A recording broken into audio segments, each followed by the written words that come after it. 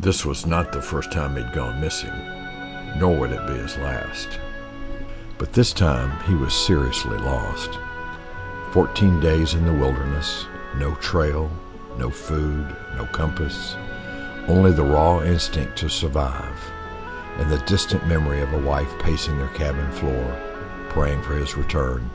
Felix Robertson, his son, would later write, "He would gain some summit and climb a tree to observe the ranges of the mountains, then descend and pursue as direct a course as the thickets and precipices would permit. Again and again he would fall and rise, determined not to die in vain. It appeared to him that if his life had been at stake, he could not have walked another mile."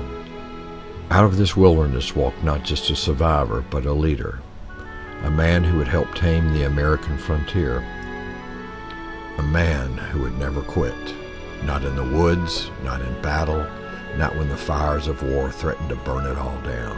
Soon he would meet another trailblazer, Daniel Boone.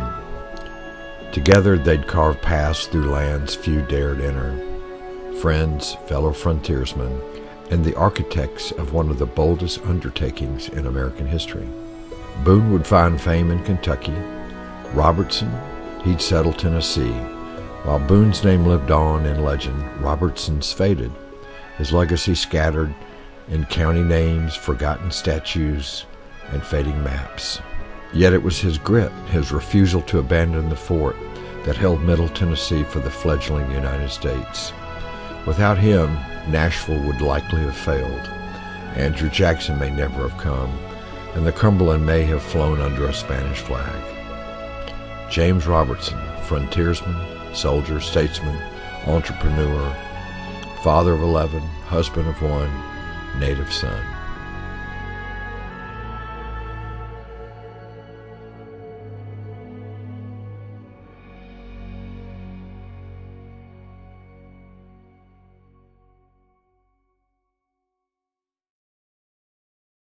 Felix Robertson. My grandfather, John Robertson, was a native of Ireland. His father was a native of Scotland.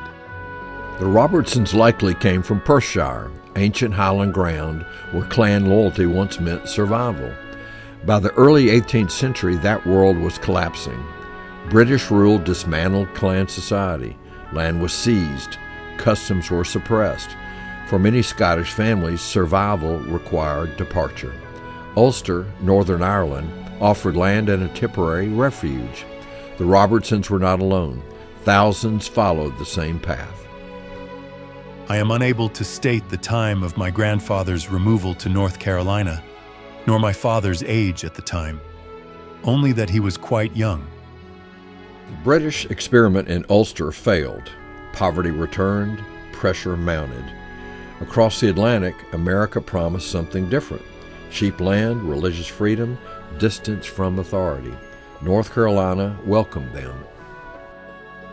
When they moved from Virginia, they settled low down in North Carolina, and in a few years moved up to Wake County. In the mid-18th century, Wake County was not a town, it was considered the backwoods. Scattered farms, creeks instead of roads, no courthouse worth the name. Settlers were overwhelmingly Scots-Irish and German. Both of James Robertson's parents died while he was still young. 8 children remained, and a 320-acre farm. The burden fell to him.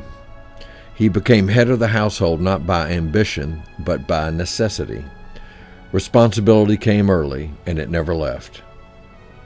At 26, James Robertson married Charlotte Reeves, daughter of Mary Jordan and the Reverend George Reeves. My impression is that my father never went to school. My mother, after their marriage, was his sole teacher. His education was limited. He was a ready writer, but wrote a bad scrawl and spelled badly. Elizabeth Cheatham. I remember him as unusually quiet and thoughtful, and full of the cares of his business. Strongly built, broad shoulders, heavy brows, shading pale blue eyes.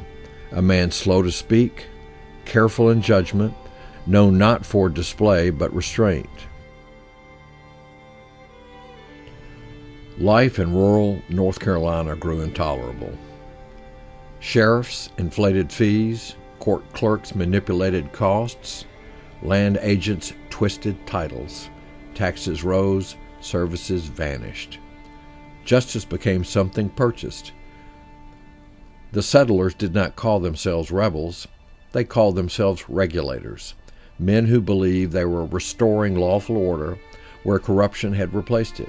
They were at war with local government. Hillsborough lay just 30 miles from Robertson's farm. It was the seat of the government. When the courts failed, everyone felt it. Officials were dragged from benches, homes were ransacked, men were beaten. Out of collapsing authority and corrupted courts, Robertson chose a different answer. He would look west, over the mountains, before British authorities took action. Soon after his departure, then British Governor Tryon sent his troops to put them down. They were shot, hanged, and dispersed. When Robertson first reached the Watauga Valley in the spring of 1770, he did not find total wilderness. He found a settler already there, a man known as Honeycutt. The valley had been traveled. With Honeycutt, Robertson planted corn. Corn in the ground meant return. Labor meant claim. Cabin rights were earned, not granted. Robertson prepared the land and then left it, trusting what was planted would wait. By autumn, James Robertson moved west. In October of 1770, James Robertson, his wife Charlotte, their young son Jonathan, and his brothers Elijah and Mark once more turned westward. With a handful of determined families, they crossed the Appalachian Mountains into a land they had only heard described in whispers, the Watauga Valley. The women rode horseback with extra mounts bearing the family's possessions. The men walked alongside with rifles ready for the unexpected. They found a valley cradled by gentle slopes, watched over by towering sycamores along the river's edge. They called it Sycamore Shoals. The Cherokee called it Watauga Oldfields, near the joining of the Watauga and Doe Rivers. Robertson would later say, it seemed to be the promised land. It was here, at the confluence of the Watauga and Doe Rivers, that the Robertsons built their home.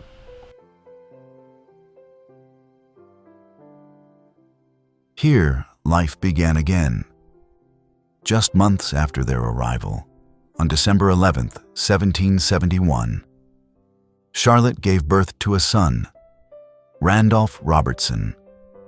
It was a symbol of new life in a new land. But the frontier spared no family from hardship. Not long after, their cabin caught fire. Yet the Robertsons, like their neighbors, rebuilt. And still, peace, so rare in these borderlands, settled over the valley for a time. Settlers and Cherokee traded, visited, and shared in the bounty of the land. Faith also bound them together. Felix Robertson. I do not know whether or not my father found Boone on Watauga when he went there, but I know he lived there while my father resided there. I recollect hearing my mother say that Boone always stopped with them for some days on his way out and return route from his western hunting excursions. My sister, 9 years older than myself, says that Boone and several of his children were baptized, christened, with her and her 3 brothers at my father's house. She was young at the time, but such events are rarely forgotten.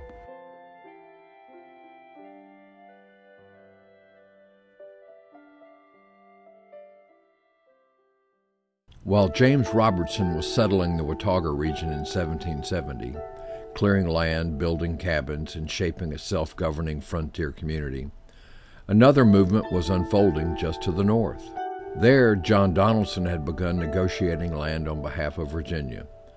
Donaldson was a prominent Virginian, an office holder, an accomplished surveyor, and a seasoned land speculator. Nearing 60 years of age, he was commissioned by Virginia and the British Crown to help establish a formal boundary between colonial settlement and Cherokee land. For 5 months, Donaldson traveled the southern frontier in the company of Attakullakulla, the most noted and respected Cherokee chief of his generation. Known to the English as Little Carpenter, Attakullakulla was far more than a guide. He was a master diplomat, a strategist, and the principal Cherokee voice in treaty negotiations with Britain and the colonies.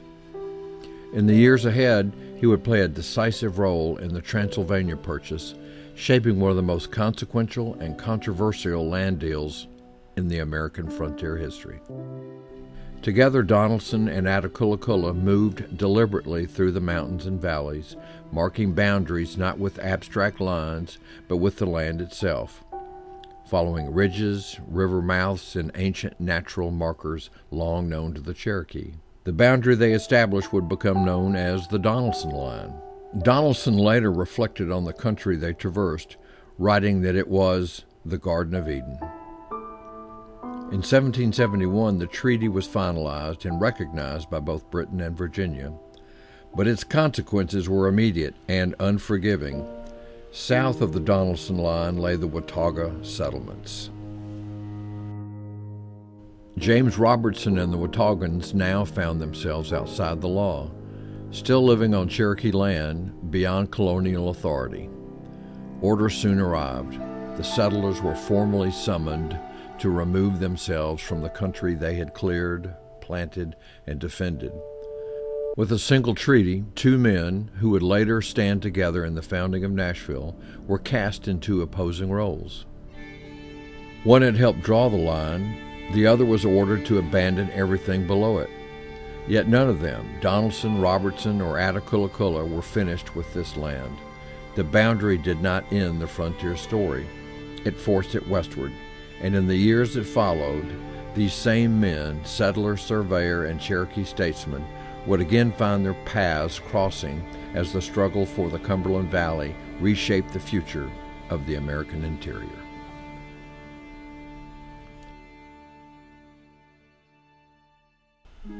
Yet beyond these quiet moments, uncertainty pressed in.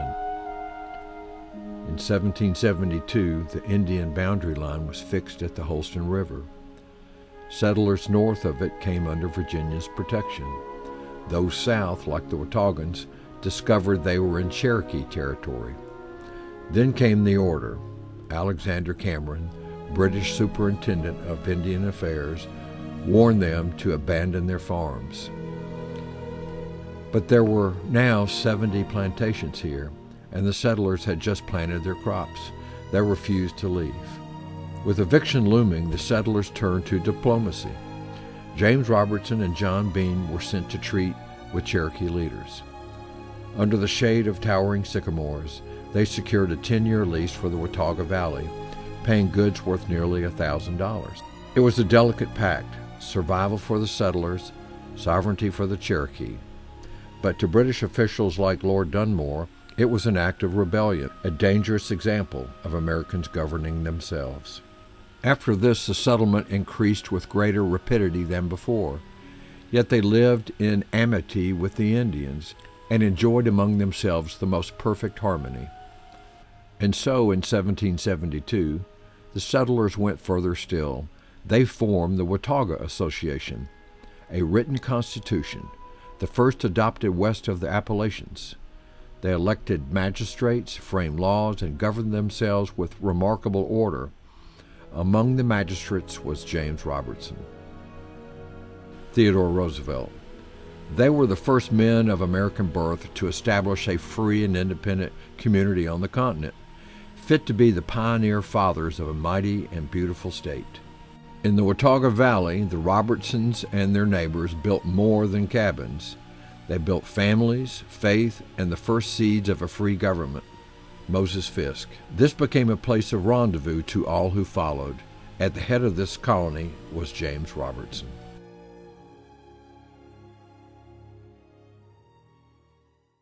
Donaldson's line not only proved problematic for Robertson and the Wataugans, it inflamed the Shawnee, who were not consulted on the treaty, and they viewed the land as theirs. Conditions on the western frontier worsened as settlers like Daniel Boone moved into Kentucky. On September 25th, 1773, we proceeded on our journey to Kentuck, in company with 5 families and 40 men that joined us in Powell's Valley. On October 10th, we had passed over Powell's and Walden's mountains and were approaching Cumberland when the rear of our company was attacked by Indians, who killed 6. My eldest son was one that fell in the action. Though we repulsed the enemy, this affair scattered our cattle, brought us into extreme difficulty, and the whole company retreated 40 miles to the Clinch River. In 1774, war erupted between Virginia militia and Shawnee warriors. Known as Lord Dunmore's War, it marked the first large-scale struggle for control of the Ohio Valley, a contest that would decide who could move west and who would be stopped. By what I can learn, the terrors are so great on the Holston that I'm going to the assistance of the Castle-Woods men with the force that could be spared from the district. Daniel Smith to Colonel Preston. On October 10, James Robertson and Valentine Sevier, both sergeants, went out before daylight to shoot a deer and unexpectedly found the Indians advancing in line half a mile from the camp. John Haywood. Edward Swanson. They ran back to the camp and told Colonel Lewis they were soon being attacked, but Lewis said it was only some scouting Indians. Robertson told him he'd seen an acre of ground covered with Indians. 300 men were sent out. Across the river, Shawnee warriors take position. They moved deliberately, no panic, no disorder. Opposing the militia was a disciplined Shawnee force led by Cornstalk, one of the most formidable native leaders of the era. It was one of the hardest fought frontier battles of the 18th century. The Shawnee did not break, they were worn down. The Ohio Valley was not surrendered easily. Lord Dunmore's War forged more than boundaries, it forged relationships. Men who would later shape the Cumberland frontier first learned one another here under fire. These men would later serve beside Robertson as scouts, officers, surveyors, and settlers. Lord Dunmore's War taught frontier leaders a hard lesson. Native resistance was organized, persistent, and capable of stopping settlement outright.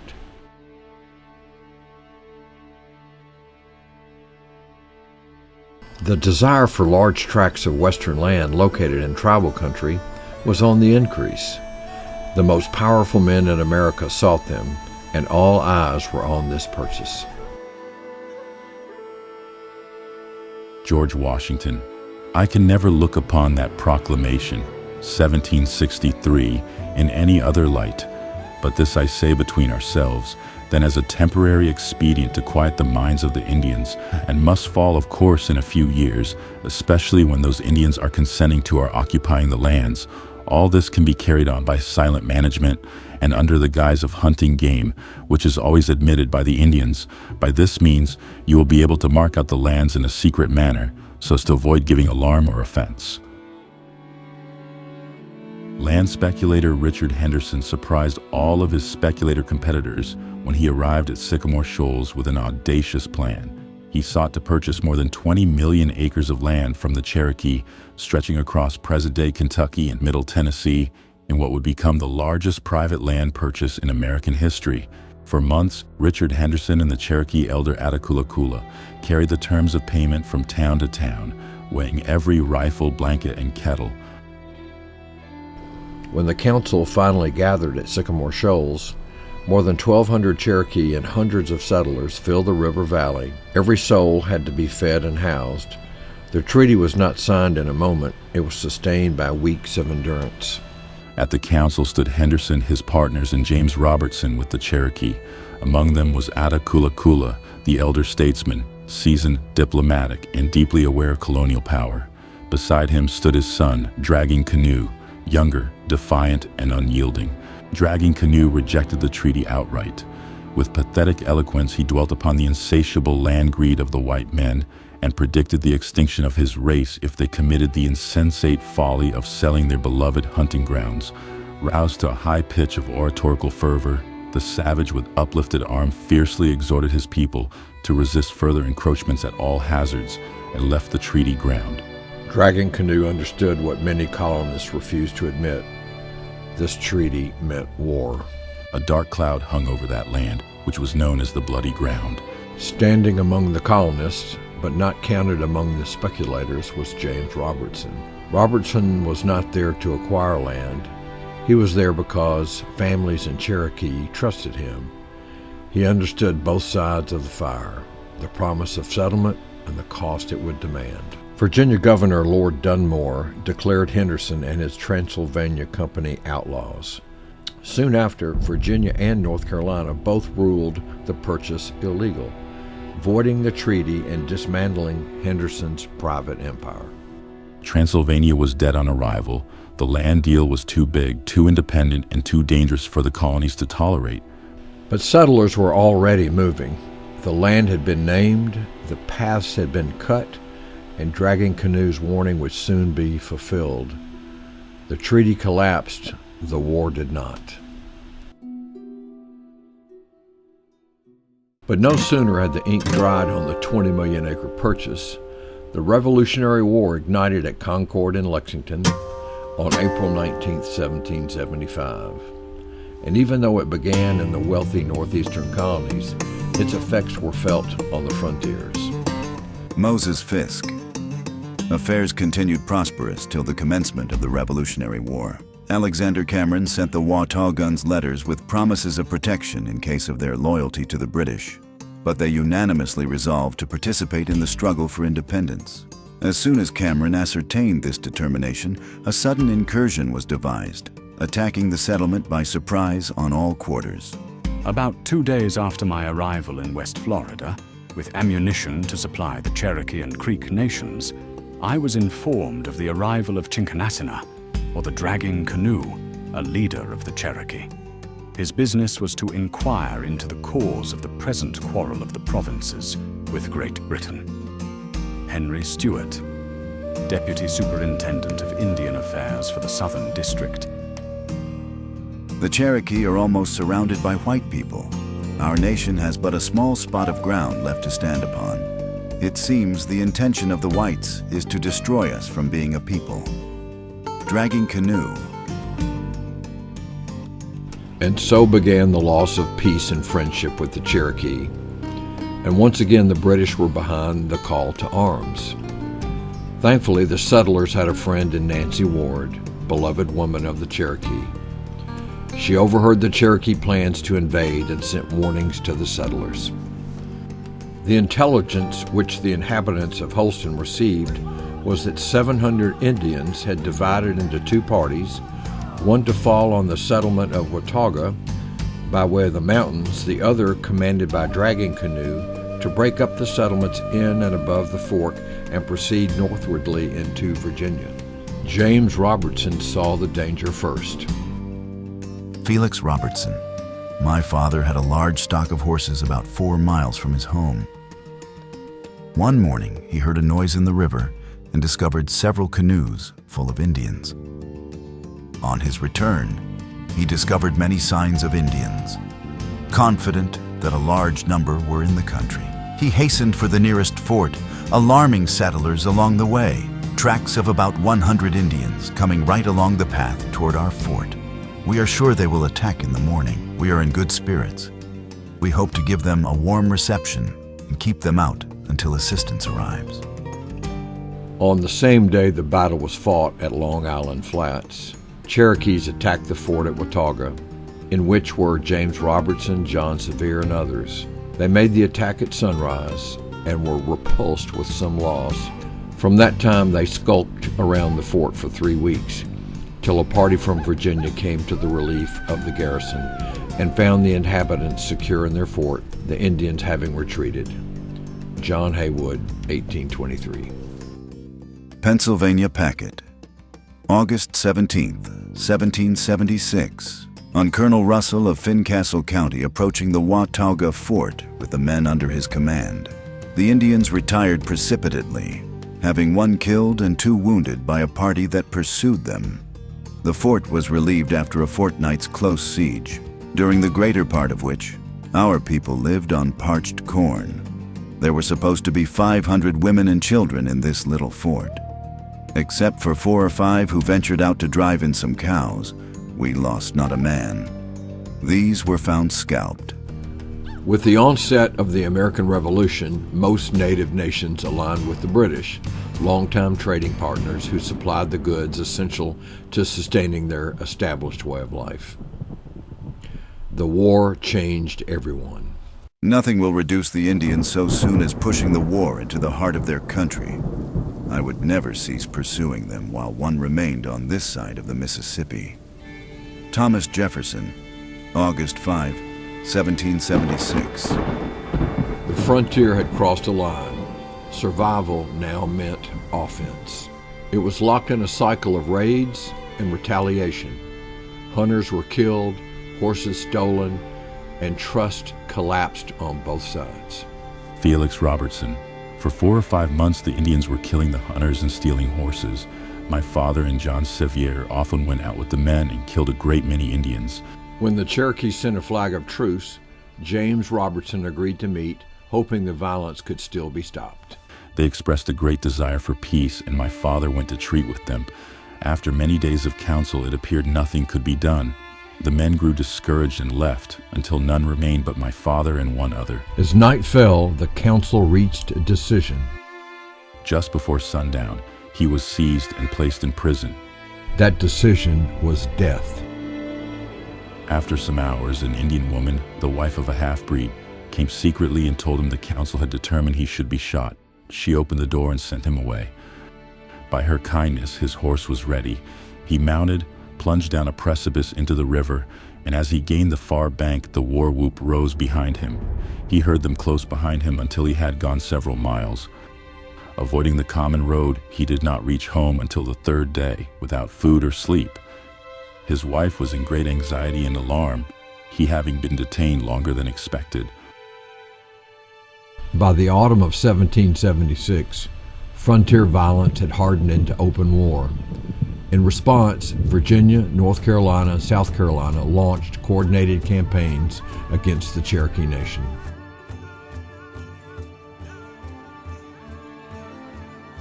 Virginia militia under Colonel William Christian crossed the French Broad and Tennessee rivers, advancing into the overhill towns. Once again, future leaders would share the stage. John Donaldson was recruited to lead a company of men from Virginia. James Robertson had command of a company of about 80 men, and John Sevier led a company. Expecting battle, they instead found villages abandoned, families having fled into the mountains and downriver to protect women and children. Colonel William Christian. I moved through the towns and met with no opposition. The Indians had run off hastily, carrying away their clothes and the best of their goods, but leaving behind their corn. I believe the old warriors and all the women in the nation were averse to the war. Dragging Canoe was the principal agent in hastening the war.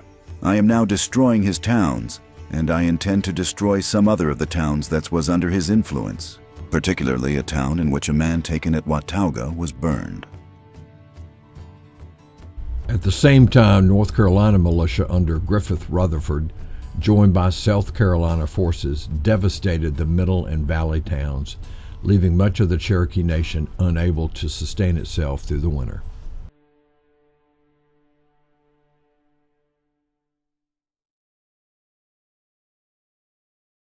Before a single boat was built, before a trail was taken west, the future of the Cumberland was already being decided, quietly, deliberately, and not always in the open. In the summer of 1777, leaders gathered on Long Island of the Holston, a place sacred to the Cherokee, set apart for council, peace, and judgment. Here, commissioners from Virginia and North Carolina met with Cherokee leaders to end a brutal war. Then, near the council ground itself, a Cherokee headman, Big Bullet, was murdered. By every law of diplomacy, the talks should have collapsed. They did not. The Cherokee chose restraint. The commissioners chose silence. Peace, all agreed, mattered more than justice. This moment tells us something critical about Cherokee diplomacy. This was not weakness, it was a political decision, the preservation of peace over retaliation. The war ended. The arguments did not. North Carolina demanded that the Watauga and Nolichucky settlements, already occupied by white families, be included within the new boundary.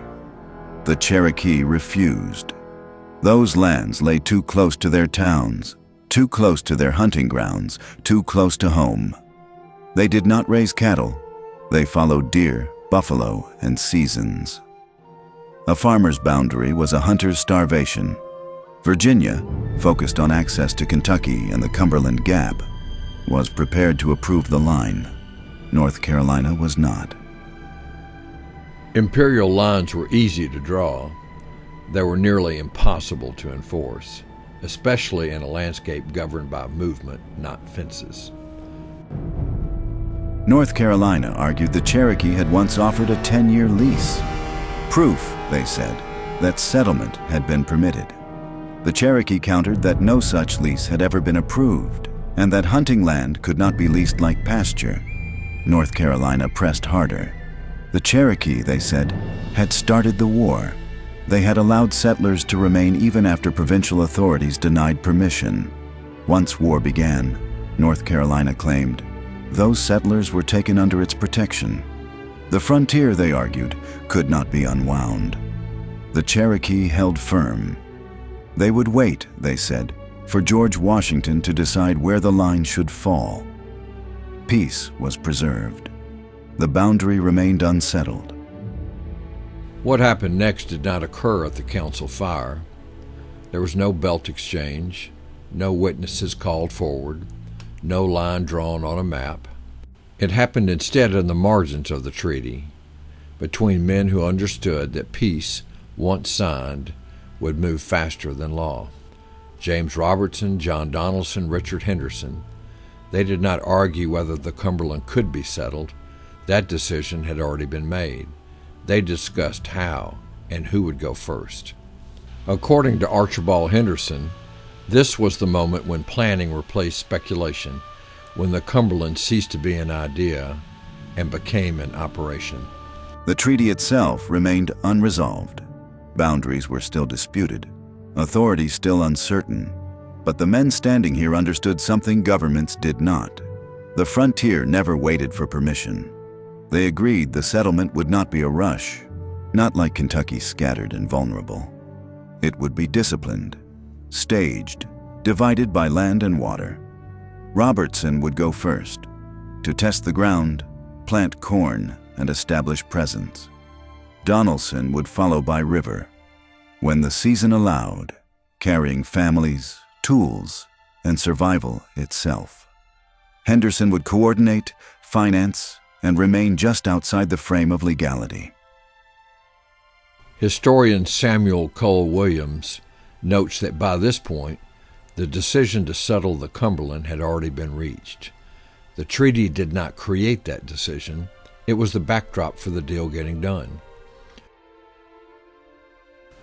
Long shrouded in the veil of history, it was here that Henderson, Robertson, and Donaldson determined to settle the French Lick. The Cherokee finally approved the treaty in July of 1777. They had no choice. They were defeated. James Robertson was appointed Indian agent at the treaty, being the only one they trusted to protect their interests. Conflicted, Robertson accepted the post, but only for a short season. He returned to Big Creek and continued plans to resettle.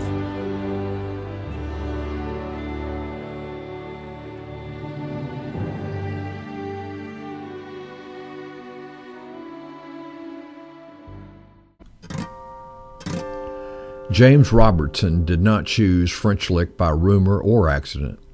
He chose it because, for more than a decade, the men who knew the western wilderness best had been quietly mapping it for him. By the early 1760s, a distinct class of frontier explorers, the Long Hunters, had begun operating far beyond the Appalachian barrier. They came chiefly from Pennsylvania, Virginia, and the Carolina backcountry, settling along the upper Holston and New Rivers. Each fall, they departed with pack horses, powder and lead, traps and tools, prepared to live for months and sometimes years beyond settlement, repairing their own rifles deep in the wilderness. They returned in the spring with furs and with knowledge. These were not settlers, they were scouts, hunters, and pathfinders. Their stories spoke of a land west of the Cumberland Mountains, rich in game, crossed by buffalo roads and ancient Indian traces, a country untouched by fences or farms. Henry Skaggs reached the Cumberland Basin as early as 1762 and stood at a vast salt lake where buffalo gathered in staggering numbers. The hunters called it French Lick. Others followed. James Smith wandered the interior for nearly a year, tracing the Holston, Tennessee, Cumberland, and Ohio rivers, proving the western country was not chaos, but a connected world of waterways. Isaac Lindsay reached the mouth of the Stones River, showing that the Cumberland could be traveled by boat. Then came the great hunting parties, Caspar Mansker, the Bledsoe brothers, Joseph Drake, Uriah Stone. Stone would give his name to the river that flowed upstream from French Lick, the Stones River, a permanent mark of the long hunter's passage across the Cumberland frontier. Together they crossed the mountains again and again, rediscovering the salt licks, mapping valleys, and proving that this land could sustain life and trade. Mansker, towering, illiterate, but among the finest riflemen on the frontier, ranged farther than most. On one of his early hunts deep in the Cumberland country, Mansker unexpectedly encountered Piamingo, the powerful Chickasaw chief whose people hunted the region. For a moment, death seemed certain, but Piamingo, measuring the hunter before him, chose restraint. He stripped Mansker of his furs, the season's hardest to earn wealth, but spared his life. It was a lesson the frontier would repeat often. French Lick lay not in empty wilderness, but as the crossroads of Indian power. Yet the Chickasaw did not claim it as a permanent town. It remained a shared hunting ground, open, contested, and unoccupied. The Bledsoes marked their licks. French trader Timothy de Montbriam built a post along the river, opening the country to commerce. Thomas Spencer, a giant of a man, noted for spending a winter in a sycamore tree, gave the French Lick its name after Timothy de Montbriam. By the early 1770s, the valley lay bleached with buffalo bones, the last echo of herds that once darkened the plain. But hunters were not the only men to recognize French Lick's importance. Soldiers soon followed the same path. As the colonies drifted towards revolution, military leaders began to study the western rivers as highways of future war. Among them was George Rogers Clark. Moving through the Ohio and Cumberland systems, Clark learned what the Long Hunters already knew, that whoever controlled the rivers would control the interior of the continent. He saw how the Cumberland cut deep into the southern frontier, how French Lick sat at the meeting of water routes, traces, and hunting grounds, and he acted on it. In a letter to Virginia Governor Patrick Henry in 1779, Clark referred to a tract he had purchased 3 years ago at the Great French Lick, land he described as containing 3,000 acres. He made it clear he could not afford to lose it. This was not casual speculation. Even before his famous Illinois campaign, Clark was securing the strategic heart of the frontier, sites where forts, towns, and supply lines would one day stand. By the time James Robertson weighed his future, French Lick was no mystery. It had been explored by hunters, tested by traders, measured by soldiers. Many of the men who knew it best passed through the same Holston settlements Robertson called home. They told him where the rivers ran, where the buffalo gathered, where danger lay, and where opportunity waited. Once before, Robertson had heard such stories. Once before, men had spoken of a distant valley called Watauga, land beyond the mountains that others said could not be held. And once before, Robertson had gone anyway. He had cut a settlement from wilderness. He had built a community where none had stood before. Now the same pull stirred again. The Cumberland country rose in every account as a richer, wider, and more secure crossroads of river and trace, a place hunters knew, soldiers valued, and traders already used. Now he had to see this promised land for himself. just as he once had with Watauga, only this time he would not go alone. This would not be a lone cabin on a distant creek. It would be a migration. Families, fighters, surveyors, a colony moving as one. The Long Hunters had revealed it.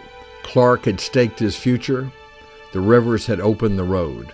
All that remained was the launch. And in the spring of 1779, Robertson turned his face once more toward the wilderness, toward the salt licks of the Cumberland, toward French Lick, toward the settlement that would become Nashville.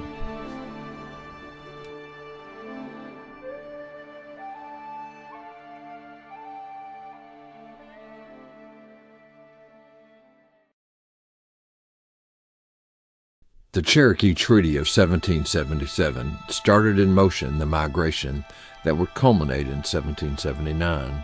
Boone would head back to Kentucky. Robertson, along with numerous others, began plans to move. But first, two things needed to happen. By the winter of 1778, British Governor Henry Hamilton believed he could strangle the American West, sweeping down the Ohio, rallying native allies, and crushing Kentucky and the Holston settlements in one great arc of destruction. But George Rogers Clark struck first. In February of 1779, through frozen rivers and night marches, Clark captured Vincennes, and with it, Hamilton himself. The British command of the Northwest collapsed in a single surprise blow. Yet even as Hamilton surrendered, another campaign was already moving south. This campaign meant to break the Chickamauga Cherokees. Dragging canoes war towns along the Tennessee River near modern-day Chattanooga, who had become the British spear point against the frontier.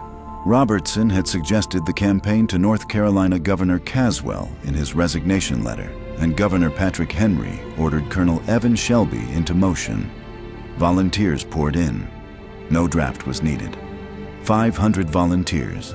Men from Watauga and the Nollichucky took up rifles without pay.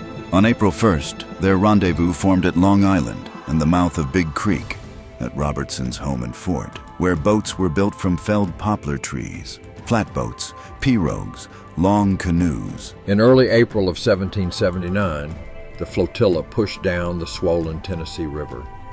At dawn, they struck. Guided through flooded cane brakes, the militia waded into Chickamauga itself, a town nearly a mile long. Chiefs dragging canoe and big fool fled as the militia surged in. Houses burned, corn cribs were emptied. Town after town fell. Chickamauga, Running Water, Long Island Town, Crow Town. Horses taken by the hundreds. Mounts that would carry the militia home. The Chickamauga war machine was shattered in a matter of days, and word soon spread that the two hammer blows, Clark's capture of Hamilton in the west and Shelby's destruction of the river towns, had broken British power in the west. The frontier, at last, exhaled. For the first time in years, the raids slowed, the war smoke lifted, and in that fragile calm, James Robertson moved. From his home on Big Creek, preparations quietly began. Small parties formed, supplies gathered. Before a colony could move, the land itself had to be claimed. That spring of 1779, Robertson set out with 9 men, cutting westward toward the Cumberland. They reached the bluffs. They planted corn, raised rough cabins to mark possession. Near what would one day become the crossroads of 23rd and Park, the first proof of settlement took root. The Cumberland was no longer rumor. It was home in waiting. But Robertson needed one thing more. Just down the river from the bluffs, where French traders still drifted in from the Ohio, he purchased a small skiff for a single guinea. Robertson and a few others boarded the skiff and headed downstream, 200 miles down the Cumberland, down the Ohio, then to the Mississippi, until he reached the Illinois country where Clark now stood victorious. There, Robertson discussed Clark's cabin rights at French Lick. An understanding was reached. On his return, the wilderness nearly claimed him. When he reached an Indian village, he was accused of spying and marked for death. spared only when French traders convinced his captors he sought horses, not secrets. Tension softened into uneasy friendship. Before leaving, Robertson purchased fine Spanish breeding mares, prizes of the frontier, and once more traversed 500 miles through wilderness towards home. He left the horses with a Kentucky settlement. They would be reclaimed when the settlers passed back through. Back on the Holston, the final preparations were underway. While Robertson tested the land, John Donaldson prepared the river. He consulted Colonel Evan Shelby about the French Lick, its dangers, its history, its value. Then he committed everything. With his wife and 11 members of his household, Donaldson began building boats at Long Island, with the dream of rebuilding his lost fortune. There rose a vessel unlike any the frontier had seen. They called her Adventure, a 100-foot flatboat, armed with cannon, built to lead 30 settlers through hostile country. Some 30 other vessels were built. Over 200 souls would travel 1,000 miles along the rivers. Robertson knew the small flotilla filled with his wife, children, sister, and brothers might be safer after the attack on Dragging Canoe, aligned along the river near modern-day Chattanooga. He now wrote his resignation letter to Governor Caswell, forfeiting his role as Indian agent. James Robertson, January 14, 1779, to Governor Caswell of North Carolina. I now beg leave to tell you that from many disadvantages to me with respect to my private property and the necessary business that now compels me to other distant parts, it is not in my power to perform the trust reposed in me, and I humbly resign that trust. The plan was set. Robertson and the overland party would depart in late summer. Donaldson and the river flotilla would follow when winter waters rose. 2 paths, 1 destination, the Cumberland. Hopes and dreams awaited, along with tragedy.